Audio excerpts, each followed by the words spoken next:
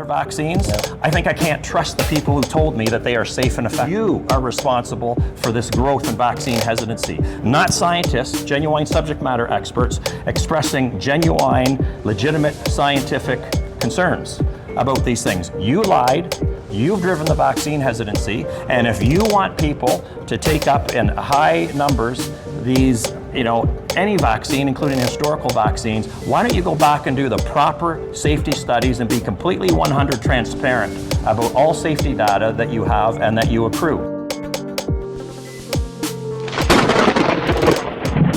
We're here with Dr. Byram Bridle. First of all, congratulations on getting your job back. Oh, thank you. What happened with all that? Well, technically, I retained my job, but I was not allowed to access my lab or my office at my university for 3.5 years. Wow, unbelievable. So you're here today, you did a nice talk. Your thoughts on the shedding, because I know you spoke about it earlier. Is it a thing that we should be concerned of? And if so, how can we combat this? Yeah, so when it comes to the COVID-19 shots, what I can tell you is years ago when I raised concerns about the systemic biodistribution of the modified RNA shots, I saw the potential for shedding, for sure, because the vaccine, these lipid nanoparticles would go to places like the bladder and the intestines and the skin and everything. So you could envision the potential for shedding in things like the urine and feces and sweat and oil and the skin and so on. But now we have definitive evidence, right? Because what shedding is it's what you're really asking is the vaccine or any components of the vaccine or a derivative of the vaccine, like the spike protein, do they exit the body, and can somebody else be inadvertently exposed as a consequence? Now the science is definitive. Yes, we do know for sure there's scientific evidence published in the peer-reviewed literature showing that fragments of the synthetic RNA that are in these shots gets into breast milk. And in fact, that science has progressed to the point now where there's a very clear model to describe how this works, which is that in breastfeeding women that get the shot in their shoulder, the vaccine migrates from the shoulder. Remember, everybody was told it stays at the injection site. Now it's openly acknowledged, no, there is systemic biodistribution. It migrates either through, probably through a combination of the lymphatic system as well as the blood vessels. And once in the blood vessels, it can get to the breast tissue. And once there, these little lipid nanoparticles confuse with cells in the breast tissue and the mammary gland and get those cells to start manufacturing spike protein potentially. In this particular case, what they found were fragments of the modified RNA. What happens is a lot of cells will have bleb off of their surface, little bubbles of fat. We call them exosomes. And that seems to be the mechanism when it comes to the breast milk. So the cells in the mammary gland have these little exosomes, these fat bubbles bleb off from them, and they carry inside of them fragments of this synthetic RNA. And this RNA is being fed to breastfeeding babies, right? And the frustrating thing about that is the vaccines were have never been approved for infants, right? No infants under 6 months of age. So that is not appropriate to be allowing any components of the vaccine to be administered to infants under 6 months of age. Plus, they were never authorized to be given orally, right? And that's essentially an oral route of administration now. That's never been authorized. And the other thing is, which is ridiculous just from the get-go, and you have to understand this, if I encourage anybody to go and look. So first of all, there was an order paper question asked in our federal parliament about the safety. What were the data? What did Health Canada use as the data to justify this message that the COVID-19 shots are safe for pregnant and breastfeeding women? And you know what Health Canada said in our federal parliament? That they never authorized any safety message for pregnant and breastfeeding women. And if people want to even see with their own eyes, you can go to Health Canada's website. On there, it's crazy because it often isn't contained in the packages that come with the vaccine vials. But on Health Canada's website are what we call monographs.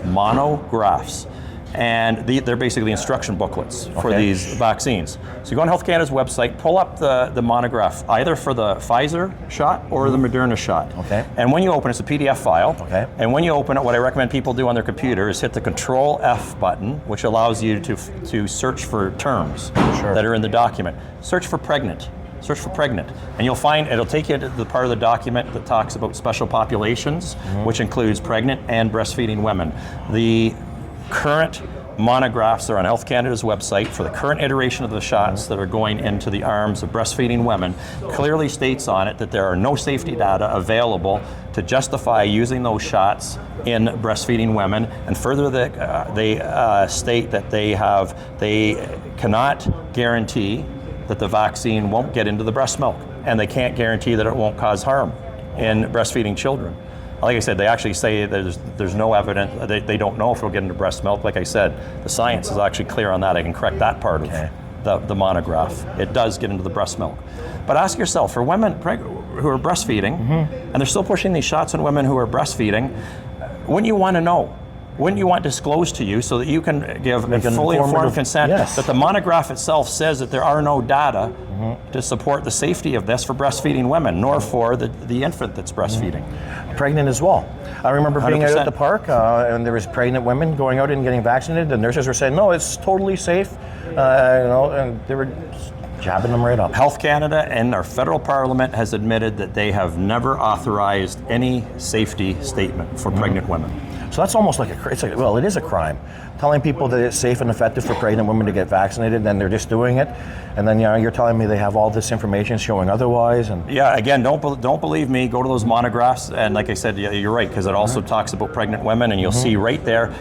In fact, the Health Canada has admitted no safety data. This is the crazy thing. If we talk about informed consent, pregnant women should be allowed to provide informed consent. And you know what informed consent is? It's interesting. It's been defined here in Canada. It is what a reasonable, rationally thinking person would have expected to have been told. Yes. Right before they agree to a medical procedure. And I can guarantee that the average pregnant woman would want to know this, that the Pfizer and Moderna never even asked Health Canada. They never even asked for their shots to be used in pregnant women. And they did not provide a shred of data to support the safety or effectiveness of these shots in pregnant women. Health Canada has no data for Pfizer or Pfizer or Moderna to support the use of these shots in pregnant women. And like I said, you can see it for yourself in the monographs. Well, that was unbelievable. I remember when, years ago when they first came out, they were opening up the packages, the insert packages, and there was nothing written on them. It was interesting, and I thought that was something from years ago, because I've been telling some people about the monographs. That's why you noted I just told your listeners go to the website. Yes. Because in fact, I can tell you that somebody reported to me 2 months ago, showed me, they went to a COVID-19 vaccination clinic in British Columbia, and I was out in Calgary, Alberta at the time. And they came to the event that I was at, and they asked at the clinic, they asked for the dose that was being taken out of the box. They asked if they could see the product insert. And to my amazement, and they took the photograph of it. Indeed, still all these years later, it was exactly what you described. Completely blank, except for little text in the middle of this giant page once it's all unfolded, and a little bit of text says intentionally blank. So that's why I say, so this is the problem. So how can you have informed consent? You see, when I tell people about these monographs, even health professionals are, well, how actually am I supposed to inform somebody about what the monograph says when I get a blank form with the vaccines? And Health Canada will say, oh, they're on our website. So that's why I point people to the website. And my goodness, nobody should be giving these shots when they don't have a proper product monograph in hand, which highlights all of these missing pieces of data. Exactly. So getting back to the shedding, is there a way to protect ourselves? Like I know I have a few friends, they go out in public and they say, oh, I'm being shed on, I don't know what to do. They're taking ivermectin and certain things. What would you recommend? So, to stay safe from the shedding and... in terms of shedding, so with these current mRNA, modified RNA shots, Again, the research to evaluate the extent of shedding, where shedding is occurring, how much is being shed, and what components of the vaccine, including we now have to take into consideration the DNA contamination that are in these vaccines. Right? The research to do that is relatively quick, easy to do, and relatively inexpensive. Easily could be done, but it's not being done. So it's really hard to definitively answer questions when you pose that to me, because we should have those data. By now we should have tons of data on this, but we have very little. But what I can tell you is I don't see a mechanism whereby lots would be shed. So what I can tell you about what makes the most sense in terms of the logical explanation for why somebody, why a person might be apparently perfectly healthy, but shedding something that could make somebody else feel unwell, is likely, in some individuals are going to have a propensity towards developing hypersensitivities, like allergies, right? Sure, yes. We've all been exposed now to the virus, to the SARS coronavirus 2, and many people got shots, right? So people have mounted antibody responses. Some people it might be a genetic predisposition, it might be, some kind of environmental variables they've been exposed to, but some people will have a propensity towards generating types of antibodies, we call them IgE antibodies. They drive allergies, allergic responses. So if you think for a moment, that's a situation where you can be exposed in the environment to very tiny quantities of something, but react very negatively. Right? You think of an allergic response. Sure. You're exposed to very tiny quantities, but it causes a lot of discomfort and illness. So that's likely, again, if we just did the research, we could definitively, address this question. But that may be one of the issues. So if it's literally those kind of symptoms, people might even want to try allergy medication to alleviate, some of the signs and symptoms that they're experiencing following that. But otherwise, if shedding is happening from an individual, there's no way that we can really control that aspect of it. So your thoughts on ivermectin? Because I know a lot of people are taking it, and they're taking it as they're scared they're being shed on, so they're taking ivermectin every day. Your thoughts on that? So ivermectin is an interesting, so obviously very controversial. I can tell you, I also do a lot of cancer research. It's showing a lot of potential effectiveness when it comes to treating cancers as well, the ivermectin. But now it's shrouded in controversy, lots of controversy. What I can tell you is, ivermectin goes well beyond, like the mechanisms of action that it has goes well beyond just functioning as a dewormer, right? It can have a lot of antiviral properties. So one of the things is, when it comes to a lot of issues, whether it be vaccine injury, whether it be COVID, I think the vaccine injury is probably the major problem. Minor problem in some people might be long COVID due to natural infection, these types of things, or whether it be shedding. All of these things, even if it was the mechanism we just talked about, potentially the shedding, the hypersensitivity, the core of the problem is inflammation. Inflammation, right? Inflammation can cause lots of problems. There can be a lot of bystander damage to normal tissues in the body by inflammation. That's why if you get tennis elbow, for example, you ice it, right? You minimize the inflammation to minimize the unwanted tissue damage. Ivermectin is fabulous at dampening inflammation. The other thing that ivermectin is, so I can tell you as an immunologist, right? It has a lot of great functions when it comes to the immune system.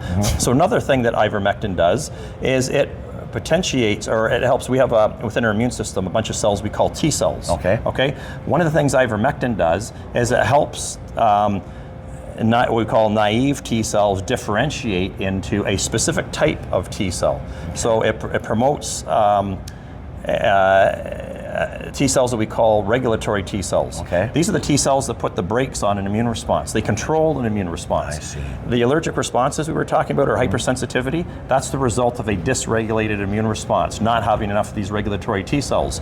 So you have multiple immunological mechanisms of action for ivermectin. It can dampen inflammation, it can promote an increase in the number of regulatory T cells that a person has, which means they can better regulate their immune responses. Less off-target tissue damage because of less inflammation, and better control of the immune response overall. For sure. So there's a video out there, and it was talking about the ivermectin, parasites in our body and whatnot. And when you're taking it, these parasites that you're eating are bacteria and everything else, and they're all throughout our body, in our blood vessels, wherever. And so once you intake the ivermectin, it's killing these parasites. These parasites are basically exploding that bacteria that they have eaten or taken in. It just goes everywhere. It goes right back into your bloodstream, so without a proper protocol to get rid of that bacteria, it's just floating. Is it just floating around in your bloodstream? Is it making things worse? Your thoughts on that? Yeah, that's not my real area of expertise there. Yeah, this is we're getting out of my area. I can comment on. I see. Yeah. Fenbendazole too. They were saying that's a wonderful cancer. Yeah, absolutely. Yeah, that's the main. So ivermectin and absolutely fenbendazole are. So that's another interesting one, right? It's another dewormer. People think of it as a dewormer, but they're both showing great benefits in the context of cancers. Now, this is the interesting thing, though. There's lots of research, but it's early stage research showing potential benefits of fenbendazole and ivermectin in the context of treating cancers, and on a huge array of cancer types. The problem is, in order to really convince the medical community, what they would need to see is randomized controlled trials done, right? That's what they always push for in order to justify seriously considering things like fenbendazole and ivermectin for treatment of cancers. Here's the problem, and this is where the controversy comes in, and why I've seen again a lot of people try and downplay the potential anti-cancer benefits of ivermectin and fenbendazole. The issue is these are, you're talking about cheap, off-patent medications that people could readily access. There is not a lot of money to be made off of it. And when we live within a medical system, right, our conventional medical system requires randomized controlled trials. Randomized controlled trials are extremely expensive. They cost millions of dollars to run. So often the only groups that can run these randomized controlled trials are big pharmaceutical companies who can invest the millions of dollars. They're not going to run clinical trials for drugs that are cheap and off patent that they cannot make profit from. So I am a cancer researcher. I have critically assessed all the literature on fenbendazole and ivermectin in the context of cancer. I think it's a fabulous body of early research, early stage research, fantastic body. These absolutely should be pursued. I think these could be the potential game changers if we could introduce them into mainstream medicine and incorporate them into regular use in terms of oncology practices. But that's not going to happen with our current system unless these trials get run. So I would encourage, so what we need government to come together and be willing to invest the money. So, okay, there's not a lot of profit to be made, so that's where we need the government to properly invest taxpayer dollars, right? There's lots of taxpayer dollars going to research. This would be an excellent area, right? So let's get the government to fund some of these randomized controlled trials so we could get these apparently like very promising drugs into regular use and really make a difference with these patients. For sure, like with so much money in the cancer research and everything else, do you think that they actually want to find a cure? Okay, so I have no problem talking about this. I've done a lot of, like an extensive amount. I am a cancer researcher. For sure, I've got an extensive track record of publishing in the cancer research area. Let me tell you, I lots of money in that industry. Yeah, right? I went to one. Yes, I went to one conference. I've been to many cancer conferences dealing with cancer research. I went to one where the whole sole focus of the conference was on. It was a pharmaceutical industry-sponsored conference, and it focused on biotech businesses in the context of cancers. I was shocked. As a researcher, I agree with you. I hold the same mindset as you. When I do my cancer research, I'm trying to come up with ideas with curative intent. We want to get the cancer cells out of the body. People who are running businesses devoted to treating cancers have a very different view of things. In fact, when you go to conferences like this, the business people will openly talk about what the ideal cancer therapy starts with. And it's diametrically opposed to what we just talked about. It is not curative intent. And the ideal treatment for them will never cure the cancer, right? The cancer cells will always be in the body, but this is the ideal cancer treatment. The cancer cells will always be in the body, so if you don't take this treatment, you're gonna have this cancer growing, you're gonna die from the cancer. But you are going to experience a 100% healthy quality of, high quality of life, right? You won't be sick, you won't experience any signs or symptoms from those cancer cells in your body if you take a very expensive, patented drug daily for the rest of your life. I see. That's what they envision as the ideal cancer treatment, right? That does not mesh with what the expectations are of the public. Yes. So now Donald Trump coming up with this new mRNA type technology to fight the cancer. Your thoughts on that? Okay, one of the things that I will say is when you're treating cancers, right, you always do a risk-benefit analysis. So many people are now familiar with the modified RNA technologies when it comes to their use as what was intended to be prophylactic vaccines, preventing somebody from getting disease and being able to transmit the causative agent. They failed at that, but that was the intent. In that context, you're giving the technology to somebody who's perfectly healthy. So the safety profile has to be much higher. So the one thing I will say is when you're dealing with cancers, especially very dangerous cancers, you're dealing with individuals who are facing death. Yes. Right? So you can't afford to implement medical interventions that have a higher risk. But with that said, we are so far behind on the science. There are so many outstanding questions. I firmly believe we need a worldwide moratorium in all context on the modified RNA technology until we can figure out how exactly this stuff works. Yes. There's no way. Among many things, let me give you a great example. Yep. So they're going to apply it to cancer. So again, like I said, they might be able to justify, well, it's a much higher risk disease. You know, you're facing imminent death versus somebody who's perfectly healthy, so we can afford more risk. They're going to be using the same manufacturing strategy they use. The manufacturing strategy hasn't changed. The manufacturing strategy being used introduces large amounts of contaminating DNA. That's going to be the case for no matter what they apply this technology to. So if you want to apply it to cancers, that's fine. But then, are those cancer patients, are they providing informed consent? Are you telling them straight up that that what they're getting, the shots that they would get to treat cancers, are badly contaminated with bacterial DNA?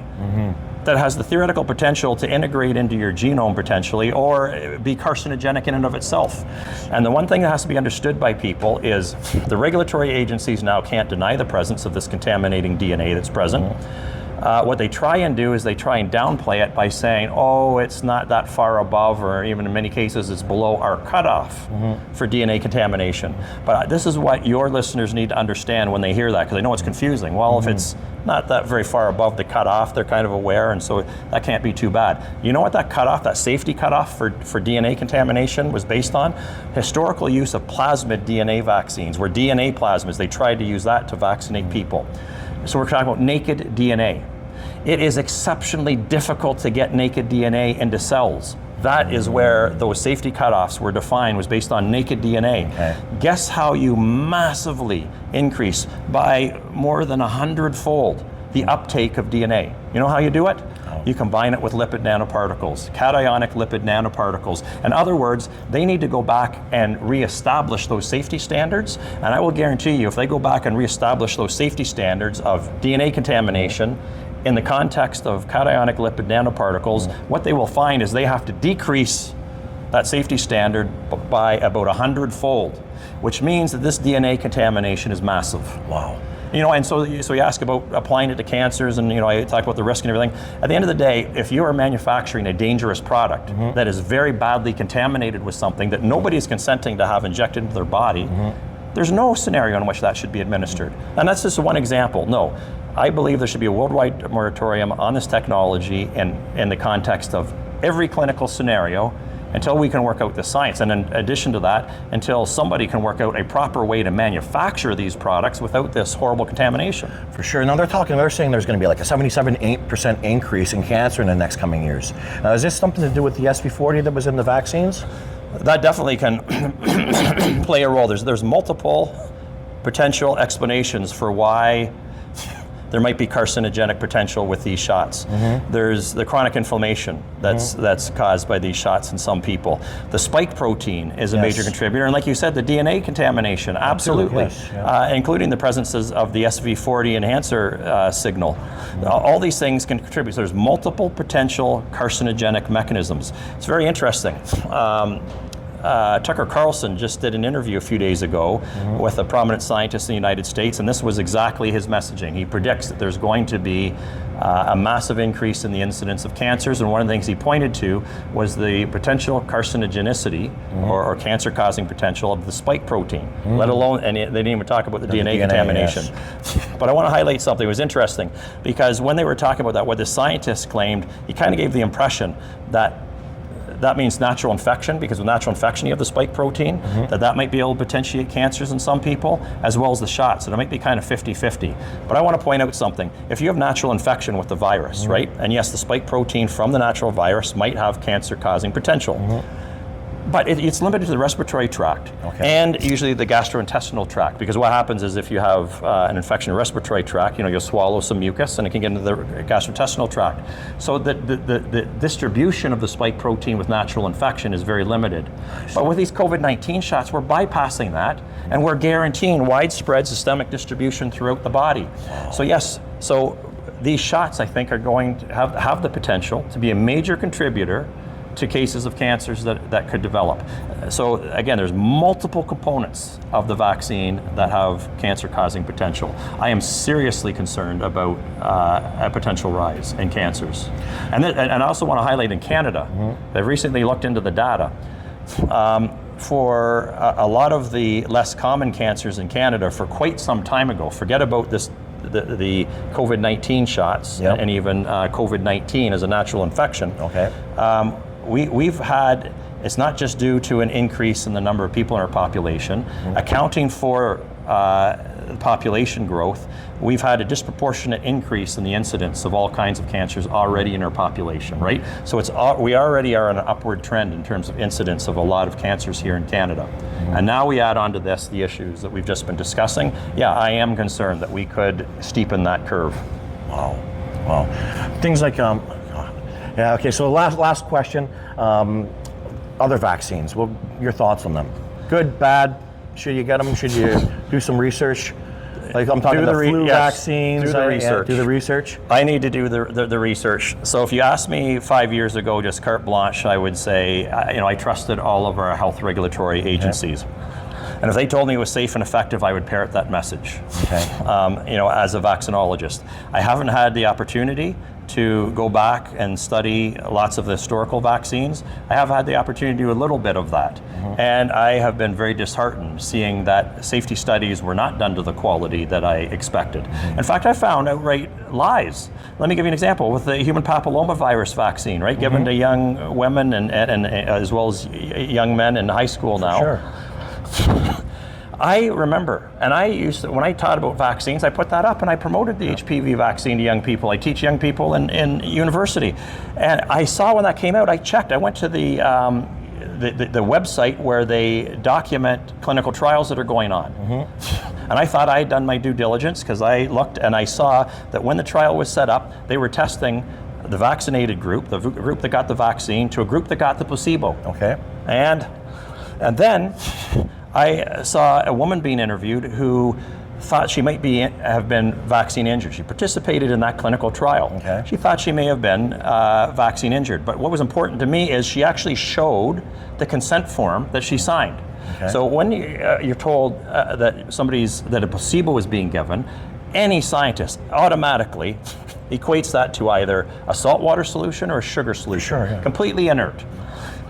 And on her form, it actually it didn't even say placebo like they did when I looked it up. It actually explicitly stated that it was saltwater saline, right?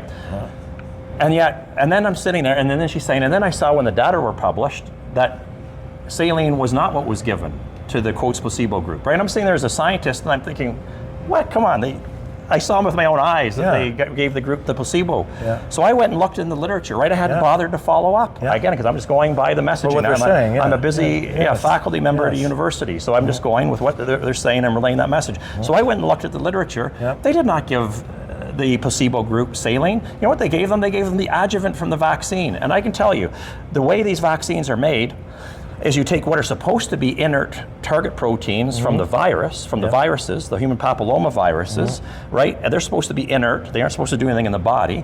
They're just supposed to be a target for the immune system. And then you have to tell the immune system that these are dangerous and worth responding to. You do that with the adjuvant. So you add them to an adjuvant. So the adjuvant is the key bioactive component of a vaccine. So now I'm looking at this and saying, okay, they're telling me that this was perfectly safe. And I'm looking at it and saying, but you know what? They tested the bioactive component to the bioactive component. There's no way you can properly evaluate safety. So I can tell you, that's one example of me going back and looking at the literature. And then with COVID-19, the other thing that's happened is I have now uncovered many examples of our health regulators outright lying to us or concealing information that they had in their hands that people should have been given to provide properly informed consent.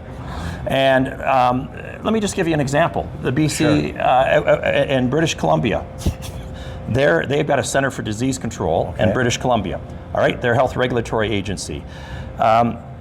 Lee Turner is a lawyer out there who represented Dr. Charles Hoff. He, through a Freedom of Information request, was able to obtain data from the BC Center for Disease Control. When they were looking at evaluating the safety of the COVID-19 shots, they used their own reporting system which is the proper way to do it, because then you're comparing apples to apples. And what they did is they looked at reports that were accruing for the COVID-19 shots and compared them to the flu shot, another one where lots of people get it. Lots of flu shots are given. They were comparing them, and you know what they found? That the adverse event reports were accruing at a 16-fold higher rate for the COVID-19 shots. Then when they went public with their data, they removed that entire context, and they actually lied and told everybody, we didn't see any evidence of adverse events above background, above any relevant control. And yet they were looking at the flu vaccine as the control, as a gold standard control, and found adverse events were accruing at 16 times the rate. Worse, they had in the Freedom of Information request, in their own documentation, the Bonnie Henry and the Center for Disease Control in British Columbia were reviewing. They were accruing, they met each week and looked at the safety data, and each week they kept adding to the numbers of serious adverse events that were accruing for the COVID-19 shots. When they went public, they slashed that number by over 80%, by over 80%. And I'm looking at this as a scientist thinking, how did they come up with this vastly lower number? You know how they did it? Between when they were studying the data and they went public, they changed the definition of a serious adverse event so they could artificially remove 80% of the serious adverse events because they didn't want people seeing a potentially scary number.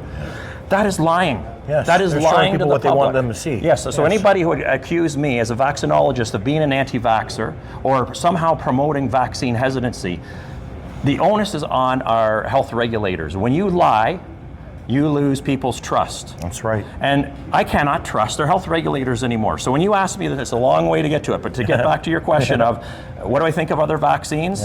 I think I can't trust the people who told me that they are safe and effective. And so as a consequence, that's why my answer is do your own research. And as health regulators, you need to earn the trust of people back. You are responsible for this growth in vaccine hesitancy, not scientists, genuine subject matter experts expressing genuine, legitimate scientific concerns about these things. You lied, you've driven the vaccine hesitancy, and if you want people to take up in high numbers these, any vaccine, including historical vaccines, why don't you go back and do the proper safety studies and be completely 100 transparent about all safety data that you have and that you accrue, and you can earn people's trust back. Well, thank you so much, Doctor. There you go, folks. Do your own research. Any vaccines, do your own research. Dr. Bridle, thank you so much. It's an honor. It was a pleasure. Thank you. Thank you, my friend.